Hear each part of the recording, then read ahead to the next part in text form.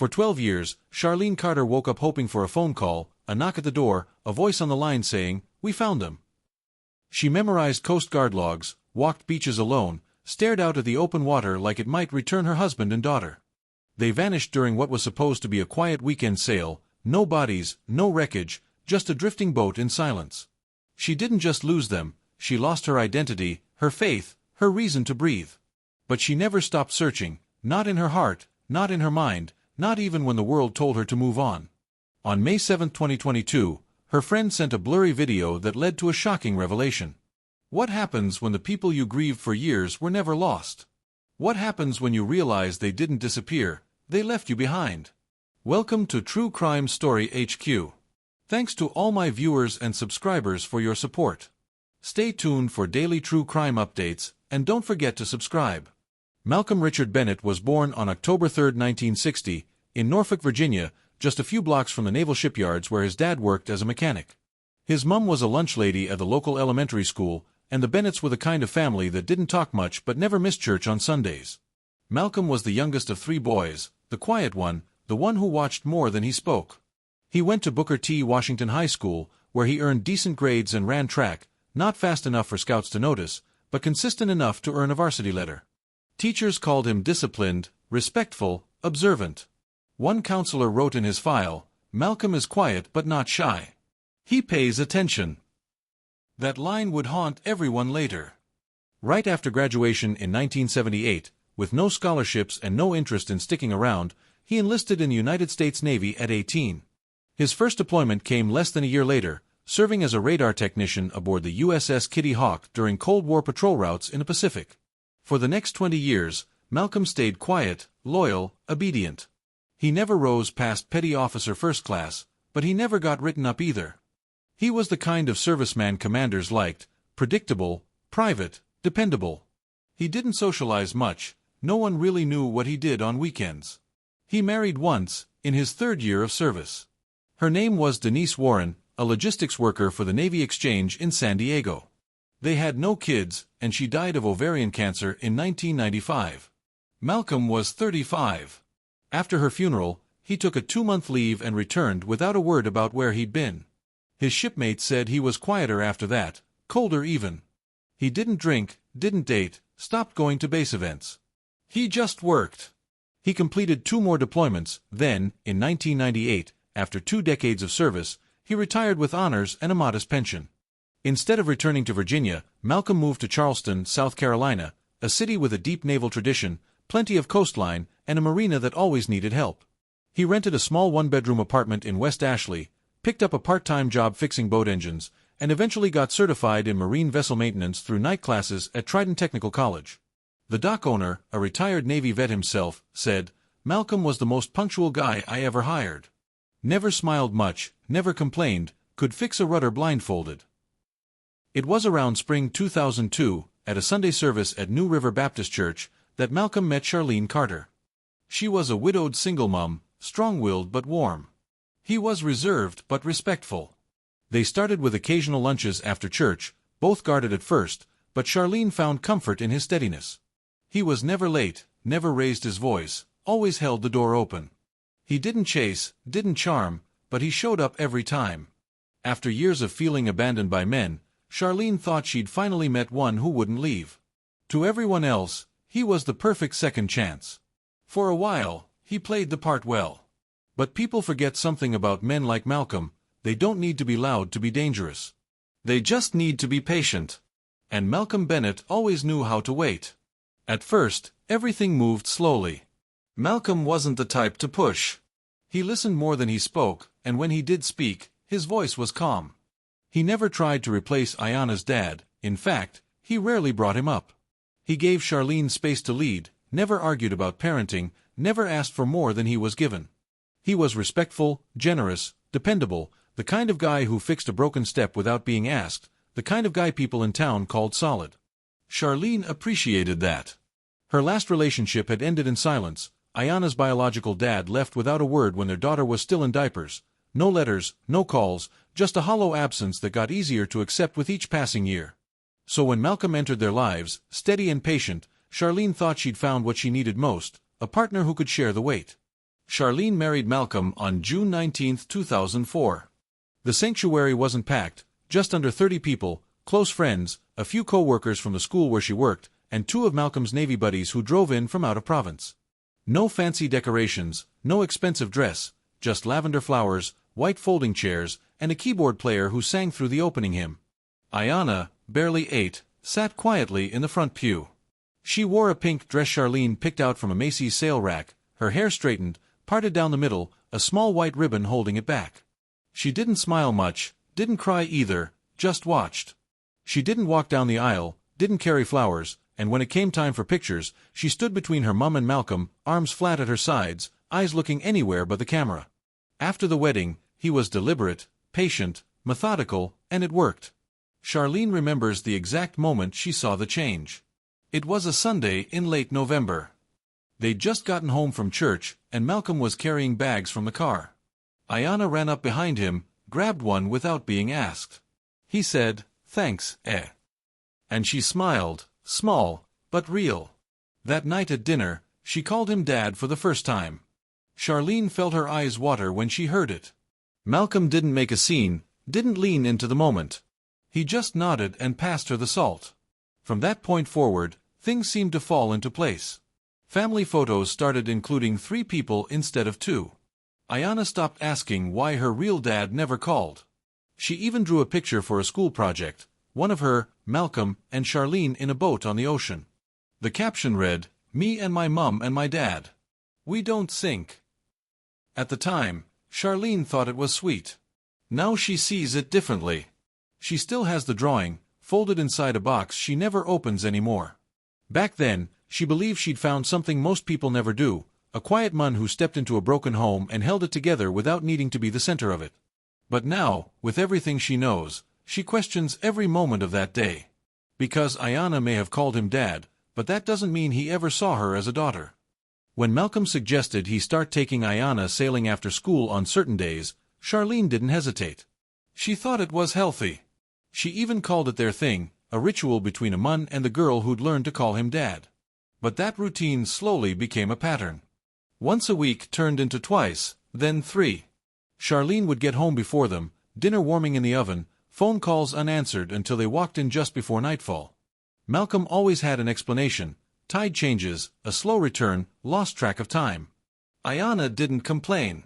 In fact, she seemed calmer after each trip, quiet, but not withdrawn. Focused. Always watching. By 13, Ayanna had developed a poise most adults couldn't manage. Her teachers noticed it. One, during a parent-teacher conference, told Charlene, "She's respectful but guarded, like she's always aware of what's going on, even when you think she's not paying attention." Another said she was mature beyond her years. It was meant as a compliment. Charlene took pride in it. She thought maybe she'd done something right, that her daughter had found strength through structure, that Malcolm's steady hand had helped form a young woman ready for the world. She didn't notice how Ayanna had stopped attending youth group, or how she suddenly preferred staying home on weekends rather than going to sleepovers. She didn't think twice when Ayanna began locking her bedroom door or taking longer showers. She chalked it up to adolescence. Every teenager needs space. But that space was being filled with something she didn't see. One evening, while cleaning the house, Charlene found a small journal tucked between 2 books on Ayanna's shelf. It wasn't hidden, but it wasn't out in the open either. She only flipped it open because it wasn't labeled, just a blue cover, worn at the edges. The first entry she read stopped her cold: "The sea feels safer than land." It wasn't poetic. It didn't sound like a metaphor. It read like a truth, a confession with no audience. Charlene didn't read further. She placed it back exactly as she found it. But she didn't forget the line. That night, she told Malcolm about it. His response was soft, calm, measured. "She's sensitive. The water calms her better than being on her phone all day like other kids, eh?" Charlene nodded. She trusted him. She always had. But slowly, Ayanna's world narrowed. She no longer talked about her classmates. Her birthday requests changed: no parties, just quiet dinners. She didn't ask for clothes or games, she asked for a new fishing rod, for boat shoes, for marine binoculars. Her dreams became more focused, more precise. She talked about becoming a marine biologist, moving to a coast far away, spending her life near the ocean. Charlene encouraged it, proud of her daughter's ambition. She didn't realize she was helping feed a plan that had already started forming in silence. Malcolm never asked Charlene to stay away from the marina, but over time, it became understood that was their place, his and Ayana's. When she suggested joining them on a Sunday, Ayana suddenly claimed she had schoolwork. Malcolm offered to take her out alone instead, promising they'd be back by lunch. They didn't return until dinner. Charlene started to notice changes in how Ayana responded to her. She was still polite, still obedient, but there was a quiet distance forming, like a thread being pulled at the edges. When they hugged, Ayana's arms were slower to wrap back. When Charlene asked about her day, her answers were clipped. The warmth hadn't disappeared, it had just grown colder. Then, one afternoon, Charlene opened the coat closet to grab a jacket and saw something odd, a second backpack, one she didn't recognize. It wasn't Ayana's school bag. This one was different, rugged, waterproof, the kind someone might use for hiking or sailing. She didn't touch it, but when she mentioned it later, Malcolm said it belonged to an old friend who'd left it behind on a visit. Charlene nodded. She had no reason to doubt him. But that night, she couldn't sleep. Her mind kept drifting back to that journal entry, "The sea feels safer than land." Something had changed between her husband and her daughter. She just couldn't name it yet. And by the time she could, it was already too late. August 10th, 2010. It was early, just after sunrise. The sky was clear, the harbor still. August in Charleston carries a heat that creeps in slowly, the kind that doesn't hit you until you're already sweating. At exactly 6:40 a.m., Malcolm untied the ropes, started the engine, and pulled away from the dock with Ayana seated near the front of the boat, wearing a gray hoodie over a bathing suit. She waved once, to no one in particular, and they disappeared around the bend. Charlene was still in her robe when they left. She'd walked them to the edge of the porch, kissed Ayana on the forehead, and reminded Malcolm to check in before dark. He gave his usual half-smile, the one that never quite reached his eyes, and promised they'd be back by Sunday evening. It was nothing unusual, they'd taken this exact trip at least 6 times in the past year. It had become routine. The forecast was calm, no storms in the area, no red flags on the weather station. Charlene spent most of Friday cleaning the house, folding laundry, preparing the pot roast Ayana liked. She planned to freeze it for Sunday night so they could come home, shower, and eat as a family. Saturday came and went without a call. She wasn't alarmed, Malcolm often went out of signal range when sailing, and Ayana had never been one to check in constantly. She assumed they were out on the water, fishing, or reading. She even joked to herself that Malcolm was probably making Ayana learn to navigate by the stars again, just to build character. But by Sunday night, the mood changed. The sun went down, no headlights appeared in the driveway. Charlene tried Malcolm's phone, no answer, straight to voicemail. Then she tried Ayana's, same result. Still, she told herself to wait. Maybe they had engine trouble. Maybe they'd pulled into a small dock for the night. She made up excuses, reheated dinner, and left it covered on the stove. She didn't sleep. By 4:30 a.m. on Monday, she called the Coast Guard. At 6:12 a.m., a private fishing charter reported seeing an unmanned boat drifting roughly 20 kilometers offshore. The Coast Guard dispatched a search vessel. By 7:18 a.m., they confirmed the boat's registration, Charleston Dock Permit number 8823, Malcolm's. The vessel was intact, no visible damage. The engine was still idling. The cooler was full, sandwiches, water bottles, 2 apples, a jar of peanut butter. Ayana's purple flip-flops were tucked beneath the front seat. A pair of sunglasses rested on the control panel. The radio was functional, the emergency beacon untouched. Life jackets were gone. There was no blood, no overturned equipment, no notes, no signs of a struggle. Only absence.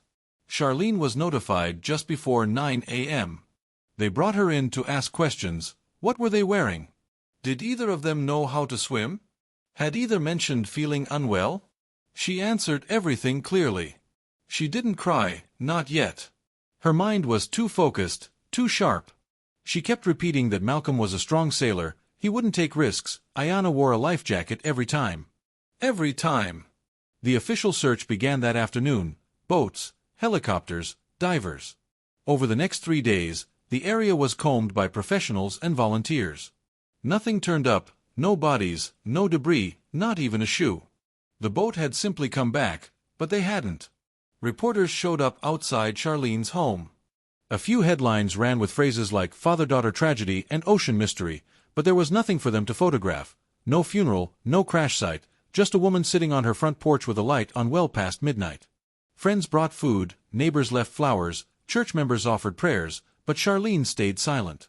She stared at the end of the driveway, waiting for something to return, waiting for a knock at the door, waiting for someone to admit it was a mistake, that they were just lost, that they'd been found.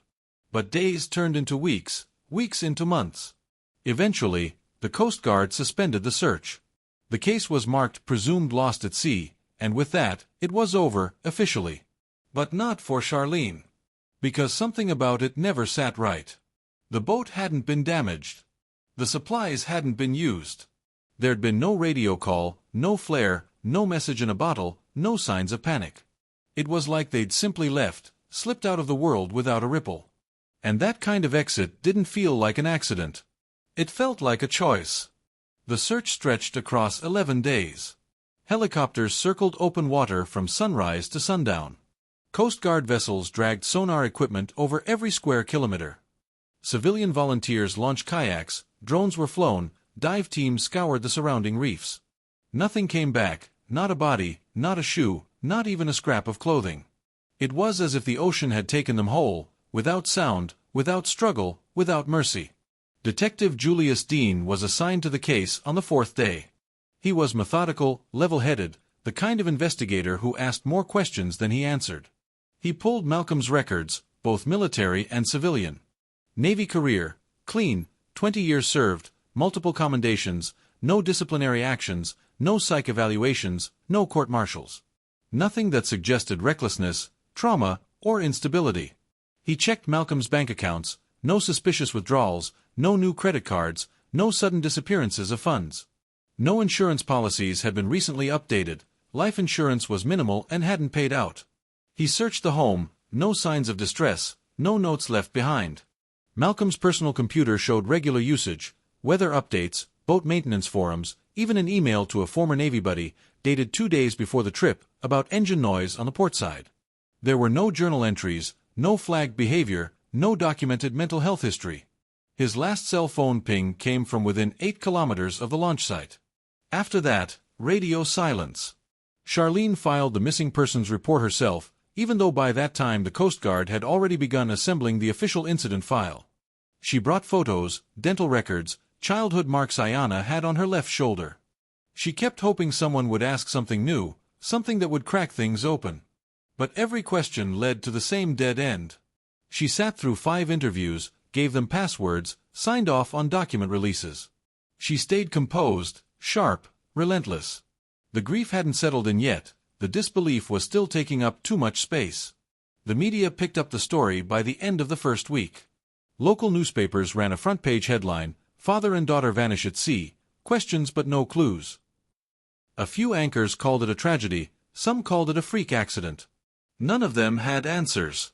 Malcolm was painted as a decorated veteran, a devoted father figure, respected in the marina community. Ayanna was described as a brilliant student with a bright future, mature beyond her years, and deeply loved. The town mourned them publicly. Candlelight vigils were held at the pier. Her school placed a memorial bench near the science wing. Her 8th grade English teacher wrote a tribute piece for the local paper titled, "She Belonged to the Ocean." But behind closed doors, the silence started to change. Neighbors spoke in half-sentences. There were murmurs about how close they'd become, about how Ayanna never really had friends over, about how she always looked at him first before answering questions in public. A friend of Charlene's once asked quietly, "Did you ever think maybe she didn't finish the sentence?" Charlene didn't let her.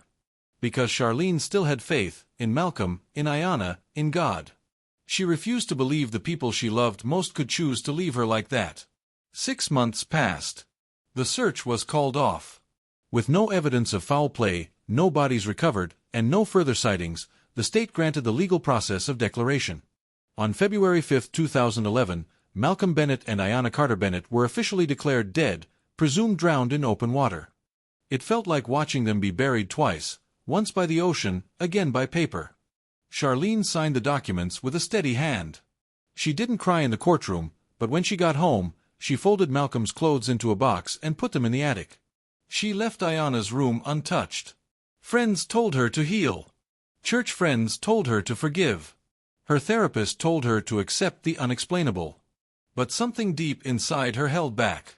She didn't say it out loud, didn't tell anyone, but every time she sat still long enough, every time she closed her eyes for longer than a few seconds, she saw that boat again, floating, perfect, abandoned. She knew accidents happened. She knew the ocean could be cruel. But this didn't feel like that. This felt like someone had made a decision and walked away from her without ever turning back.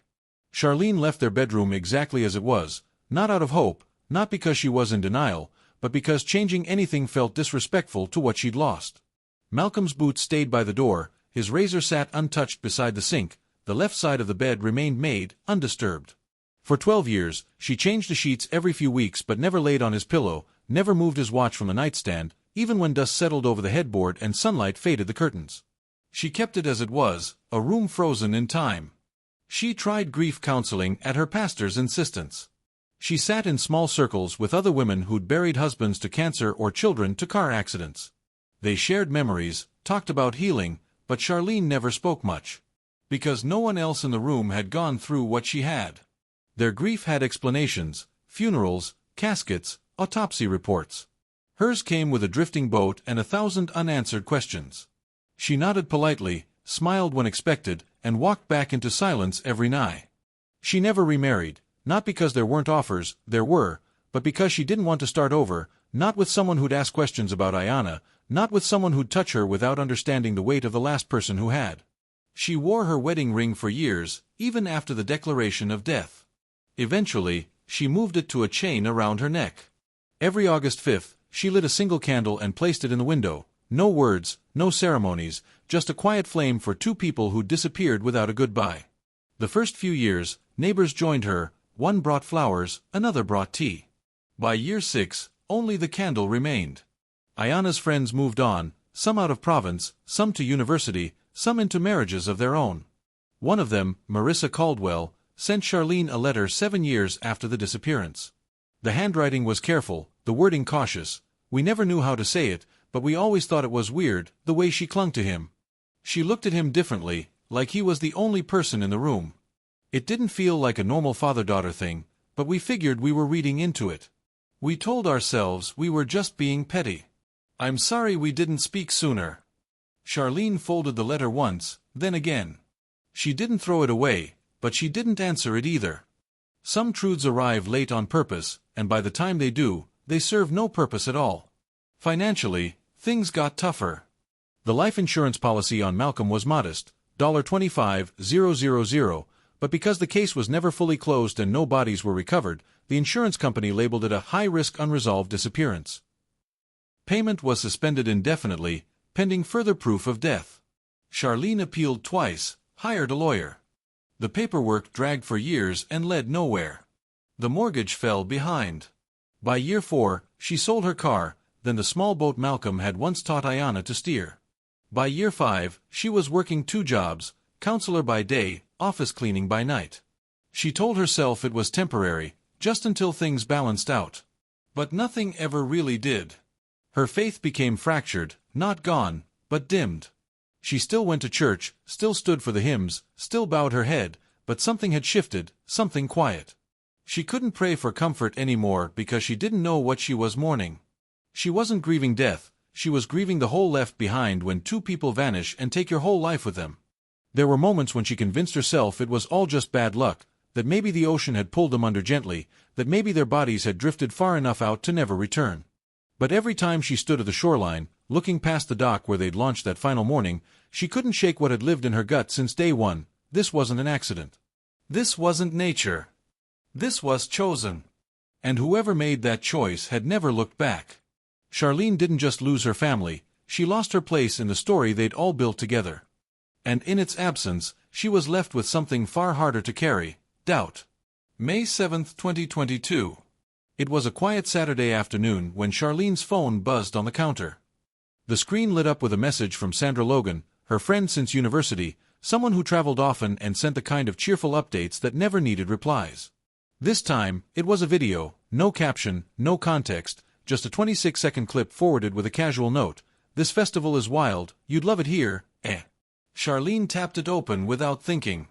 It opened to bright music, shaky camera movement, and colors that almost looked too warm to be real. There were people everywhere, locals spinning each other in fast circles, tourists clapping, kids chasing bubbles as they floated upward into tangled streamers strung across palm trees. It looked like joy, the kind she hadn't felt in a long time. Then, around the 10th second, the camera tilted slightly to the right, and that's when everything stopped. In the background, blurry but visible, a man and a woman were dancing closely. The man had one arm wrapped around the woman's waist. She leaned in as they turned. They laughed together, heads tilted close. It was a small moment, ordinary. It should have been nothing. But Charlene's hand froze over the screen. Something deep in her chest locked up. She watched the clip again, then again. She didn't blink. The man was older than she remembered, heavier in the shoulders, a thick gray beard covering the jawline she once kissed. But the way he stood, the rhythm of his body, the half-smile tucked into his cheek, it was Malcolm.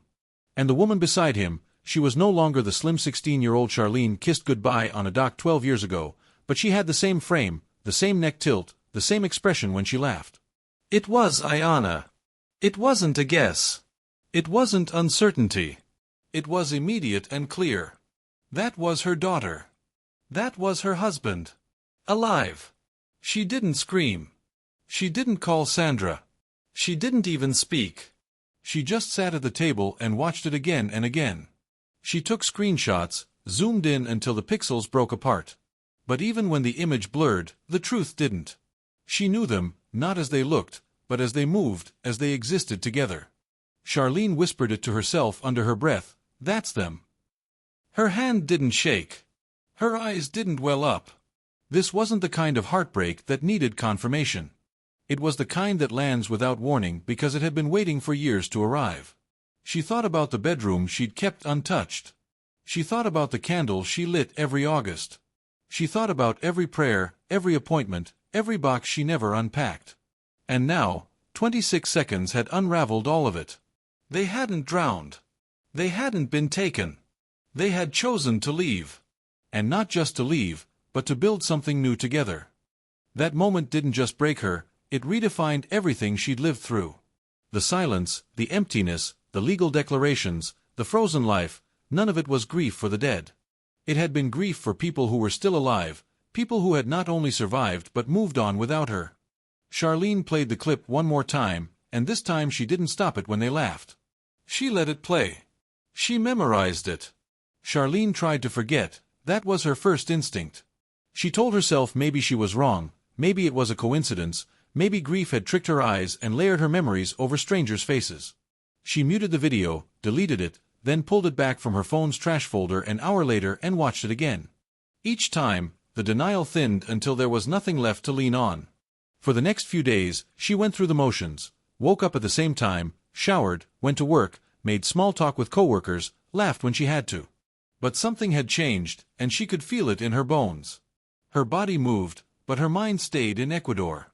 At night, she lay in bed and stared at the ceiling, the same ceiling Malcolm had once painted over when the roof leaked, the same ceiling they used to joke about replacing when they retired. Now it just looked unfamiliar, like she was lying under someone else's life. She thought maybe time would dull it, that after enough nights of exhaustion, the memory would fade or lose its edge. But it didn't. It stayed sharp. The more she tried to forget, the more vivid it became. And with every passing hour, a new thought crept in, not just about what they'd done, but how long it must have been going on. She started reviewing everything all over again, the long boat rides, the excuses, the locked doors, the way Ayanna's eyes would shift toward Malcolm whenever Charlene asked a question. The journal entries she'd found years ago, the sea feels safer than land. None of it felt like teenage mood swings anymore.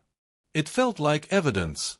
She opened the drawer where she kept the letter from Ayanna's friend, the one that said, "We always thought it was weird, the way she clung to him." She unfolded it, read it 5 times, and didn't put it back. She booked the flight with shaking fingers, one way, Charleston to Quito, then a bus route to the coastal village where Sandra had taken the video. She didn't call Sandra, didn't tell her church friends, didn't notify her cousin or her supervisor. For the first time in 12 years, she did something without explaining herself to anyone. She packed light, just enough for a week. She withdrew cash, printed a still image from the video, and folded it into her wallet. She didn't look at herself in the mirror before leaving. She already knew what she looked like, a woman who'd survived a death that never happened. Charlene had always believed pain had limits, that once you crossed a certain threshold, the worst was behind you. But now she understood that some wounds don't scab, they stay open, just beneath the skin, waiting for one moment, one image, to tear them wide again. And this wasn't about getting answers anymore. This was about standing in front of the people who'd ended her life while continuing to live theirs, and deciding, finally, what to do about it. Charlene boarded her flight on May 21, 2022, just before dawn. She arrived early, not because of airport rush, but because she didn't want to hesitate. She brought only what she could carry, a mid-sized bag with 4 changes of clothes, a toothbrush, a small notepad, and the single blurry screenshot she'd printed from the video. She left her phone in airplane mode. She didn't text her cousin, didn't call her pastor. She left her front porch light on, like she'd done every night for the past 12 years, and this time, she walked away from it with no intention of returning the same. The flight from Charleston to Miami was short. The one from Miami to Quito was harder, almost 5 hours, most of it spent in silence. The man next to her fell asleep with his arms crossed. A kid kicked the back of her seat for 20 minutes straight. She didn't notice. Her eyes were fixed on the horizon outside the window, but her mind was nowhere near the clouds. It was already in Ecuador, on a side street she'd never walked, in a house she'd never entered, with 2 faces she'd buried long ago who'd somehow come back to life in the most unforgivable way. In Quito, she moved quickly, no photos, no distractions. She asked for the bus terminal in broken Spanish and bought a ticket on the next route heading to the western coast. It was a long, winding trip through uneven roads, past villages with metal rooftops and painted churches, the kind of landscape that made time feel unfamiliar. The bus was hot, cramped. Locals dozed off in the sunlit window seats. Vendors passed through the aisles, selling bottled water and boiled eggs in plastic bags. Charlene didn't eat. She just gripped her notebook and watched the road disappear behind her. She arrived in the coastal town just after 7 p.m. It wasn't what she expected. The streets were cleaner, the pace slower, the smell of salt water carried through every open doorway. This wasn't a tourist spot, this was a place people vanished to. She found a cheap motel along the edge of the village, peeling white paint, rusted hinges, a fan that buzzed louder than it cooled, and handed the clerk cash for 2 nights without giving her real name. Then she walked. She didn't have an address, only the background details from a 26-second video clip, red paper lanterns strung across rooftops, a small bakery with blue shutters, a pink wall covered in chipped graffiti. She followed the images like coordinates. It took her a day and a half, but she found it, a modest yellow house with a leaning wooden gate and 2 hammocks tied to the porch. She didn't knock, didn't go near it. She just watched from across the street, hidden behind her sunglasses and a thin veil of passing tourists. She began tracking everything. His name here was Miguel. Hers was Rosa. Everyone in the neighborhood knew them, but barely. They weren't social, didn't host parties, shopped in the morning, walked together most evenings, and kept their conversations short. People described them as polite, private, peaceful. They'd moved there about 10 years ago, no kids, no drama, no reason to ask questions. Ayana, or Rosa, taught English to local school kids on the patio behind a tiny cafe near the beach. She was fluent, graceful, well-liked by the families. She spoke with confidence, smiled easily, but her laughter was different now, sharper, more deliberate, as if rehearsed. Charlene noticed that when she laughed, she always glanced at Malcolm first, like she was still waiting for permission to feel anything. Malcolm, or Miguel, worked with boats, nothing official, just off-the-books work on motors and busted rudders in exchange for food or cash. He still wore his ball cap backward, still moved like a man who thought before he stepped. He shook hands with fishermen like an equal but never shared too much. They knew him as someone who kept to himself, a helpful neighbor, the kind of guy who left no ripples. Charlene wrote down every detail, what time they left the house, which streets they avoided, how long they stayed in the market, what they ate, how they looked at each other when no one else was watching. She watched them hold hands. She saw Ayana rest her head on Malcolm's shoulder during a walk along the beach. And one morning, just past 10 a.m., she watched him kiss her on the side of the mouth as she handed him a small glass of juice.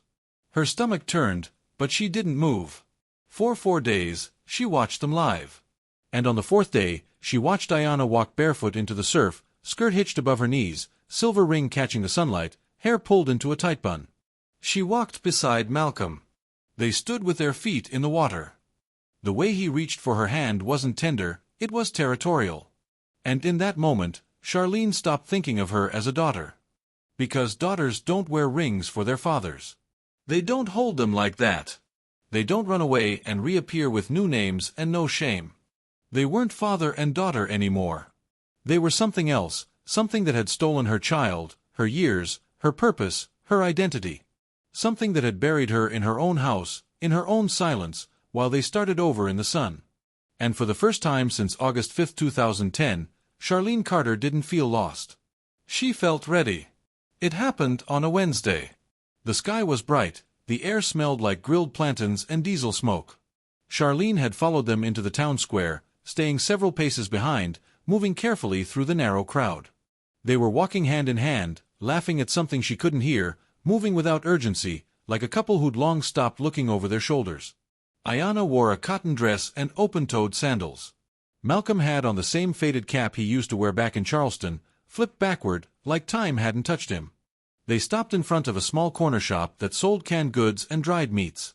As Ayanna leaned toward the window to point at something, Malcolm turned, placed his hand gently at the side of her neck, and kissed her full on the lips. Charlene didn't breathe. There was no space left in her chest for air, no room for thoughts to pass through clean. Everything went still inside her, except for the knowing. There, in the middle of a sunlit village square, he kissed the child she'd raised as if nothing about it was shameful, as if this was life as it should have been, as if he'd earned it. Her arms wrapped around his neck like they'd done this hundreds of times. And maybe they had. She didn't cry. There were no more tears left in her for this version of the truth. She turned away slowly and walked back to the motel, like someone heading to a funeral where they already knew the ending. Inside her room, she sat on the bed for a long time, no lights, no fan, just the sound of the village moving on the other side of her walls. The decision didn't come with fireworks. It came in quiet. It came like breath. She took out her notebook, tore out a sheet, wrote slowly, "They weren't taken from me. They chose each other. And they let me mourn them. They let me believe the sea swallowed them. For 12 years, I lit candles for ghosts, but they weren't dead. They were just gone. With each other. I don't know what this makes me, but I know what it makes them." She folded the paper in half and left it under the ceramic water pitcher beside the bed. The pistol came from a guy who sold parts out of the back of a fishing truck near the beach.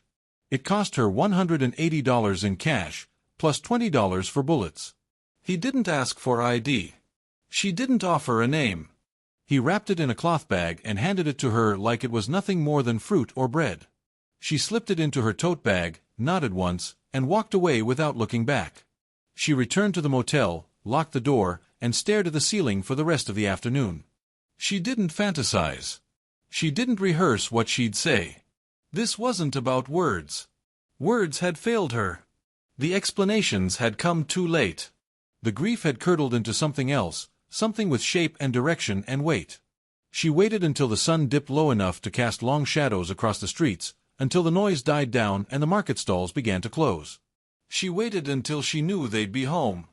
They were creatures of routine, always back before dark, always together. At 7:32 p.m., she stood up, tucked the gun into her waistband, and left the room without locking the door behind her. She didn't leave to start a confrontation. She left to end something. Because for 12 years, she thought she'd lost them. But the truth was far worse, they'd abandoned her and chosen each other.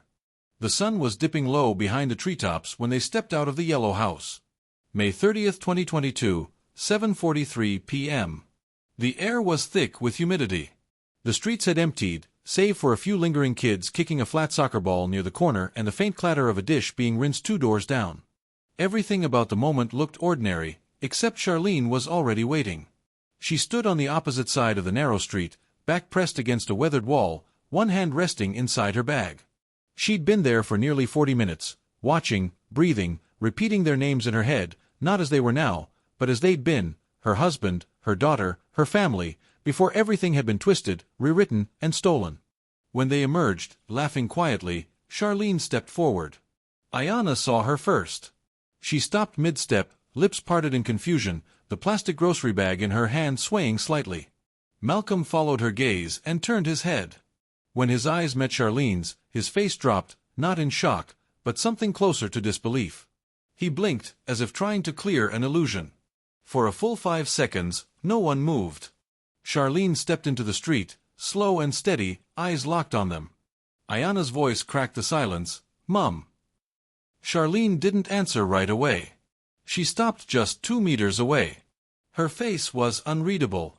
Her voice, when it came, was low, controlled. "So it was true," she said. "You didn't drown. You didn't die. You just left." Malcolm opened his mouth, started to speak, but Charlene cut him off. Don't you dare explain this to me." Ayana took a step forward, trembling, but her voice shook. "We didn't mean to hurt you." "You didn't mean to hurt me?" Charlene snapped, her tone still even but sharp. "You let me grieve you. You let me bury 2 people who were alive. You let me sit in that house for 12 years with your photos on the wall and candles on the table. You let me live like a widow, like a mum without a child." Malcolm raised his hand slightly. "Charlene, listen." "No," she interrupted, now facing him directly. "You were supposed to protect her. You were supposed to protect me. And you turned her into your partner." Her voice cracked on the last word. "You called yourself a father, but you waited until I looked away, and then you took her." Ayana's eyes welled with tears. "It wasn't like that. You don't know." "I know exactly what it was," Charlene snapped, eyes locking on her. "You were 16. He was 52. Don't rewrite it for him. Don't protect him now. You don't owe him that." Malcolm stepped forward. "You need to calm down." Charlene pulled the pistol from her bag. That single movement made the entire street freeze. The kids in the distance stopped playing. A woman watching from her porch dropped her glass. The evening went quiet again, but this time it was heavy. Charlene didn't raise the gun, not yet. She just held it loosely at her side.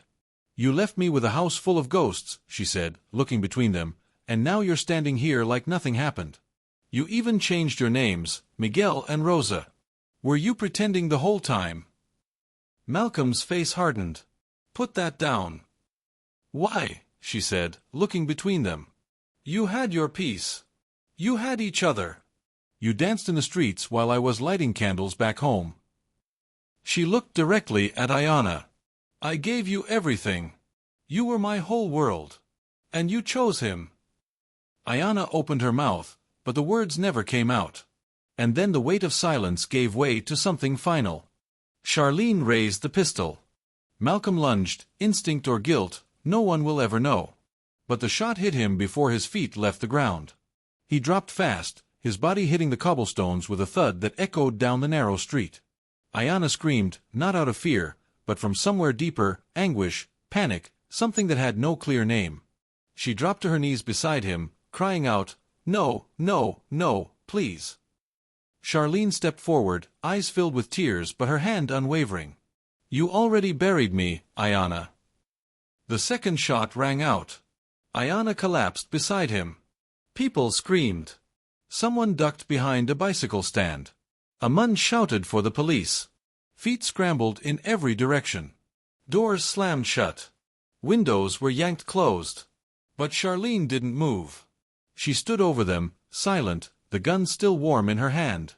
By the time the local police arrived minutes later, she had placed the pistol gently on the ground, stepped back, and stood still with her hands at her sides. Her face was calm. Her voice never returned. She said nothing, because what needed to be said had already been done. Justice is a word for the living. But what do you call it when the dead come back to finish the story? The arrest happened quickly, but nothing about it felt rushed. Charlene didn't run. She didn't flinch when the first squad car turned the corner or when officers shouted in Spanish for her to raise her hands. She simply stepped away from the bodies, placed the pistol on the edge of the sidewalk, and held her palms in the air, like she'd been expecting this moment for years. The locals had already begun to form a half-circle of stunned faces behind the yellow house. Neighbors who'd once waved at Miguel and Rosa from their porches now stood frozen, some whispering, others weeping. The bodies of Malcolm and Ayana lay crumpled beside a tipped-over tote bag and a single cracked mango that had rolled into the gutter. Police approached Charlene with care, as if unsure whether she might reach for the gun again. But she didn't. She didn't speak, didn't resist. She let them guide her down onto the stone path, her knees brushing against a smear of blood that used to belong to the man she once called her husband. They read her rights. She nodded along. She didn't ask questions, didn't argue. And when one of the officers asked her name, she said, "Charlene Marie Carter. I'm the mum." They put her in the back of the patrol truck with the sirens off, no lights, just a slow crawl through the narrow streets of the coastal town she'd arrived in 12 days earlier as a quiet, unassuming tourist. Now she was being taken out as a confessed killer. At the precinct, Charlene was booked without incident, no signs of mental instability, no intoxication. Her possessions were bagged, $27 in U.S. currency, a motel key, a faded photograph of Ayanna in middle school, and a folded letter, sealed but unaddressed. She'd written it the night before. They never opened it. She was placed in a holding cell that night, concrete walls, a thin cot, no windows. She sat on the edge of the bed for hours, still in the same skirt she wore during the shooting, speckled with dried blood around the hem. When an officer brought her water, she accepted it with a quiet, "Thank you, eh." When he asked if she needed a doctor, she said no. The next morning, she asked to speak with an officer in charge. She had no lawyer, no public defender, no excuses. She simply said, "I'm ready to give my statement."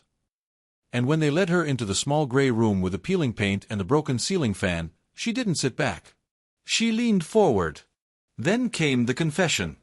"My name is Charlene Marie Carter. I was born April 2, 1975, in Charleston, South Carolina. I was a school counselor for 17 years. I had one child. Her name was Ayanna." She paused. Her voice didn't break, didn't rise. She spoke like someone telling a story she'd rehearsed in her bones. "I met Malcolm Bennett at church. He was quiet, gentle, good with my daughter, or so I thought. We married when Ayanna was 8. At first, everything was fine.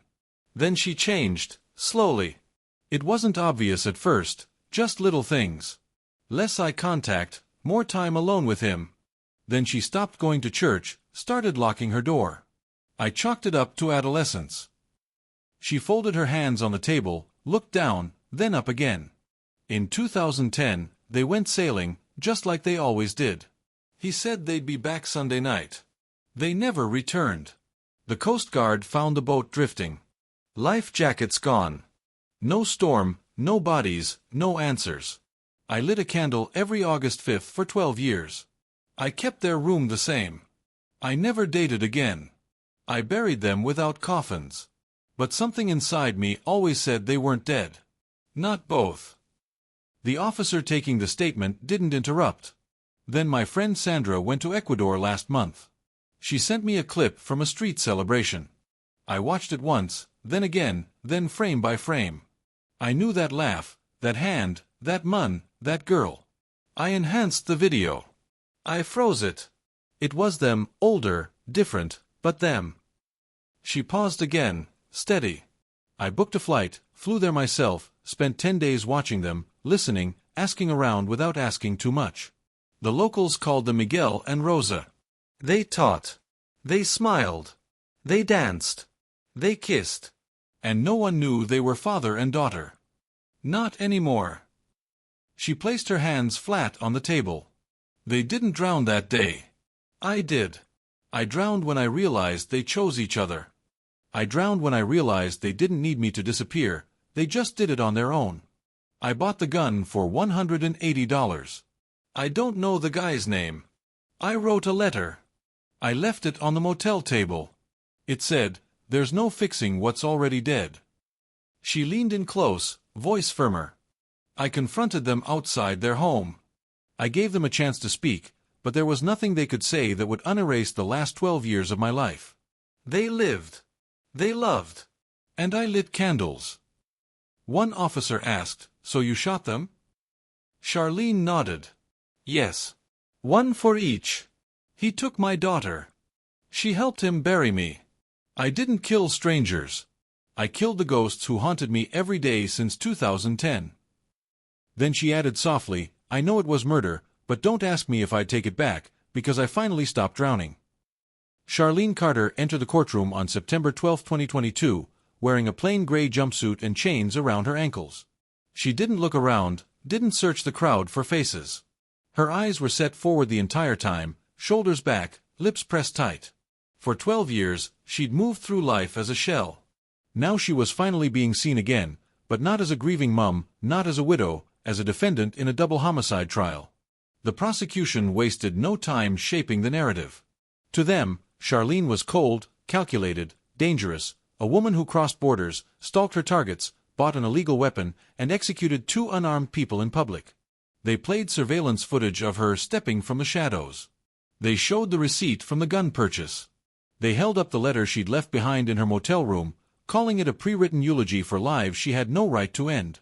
But the defense came armed with something harder to measure: time. They described 12 years of unanswered grief, a mother who lit candles for ghosts while the people she mourned shared meals in another country.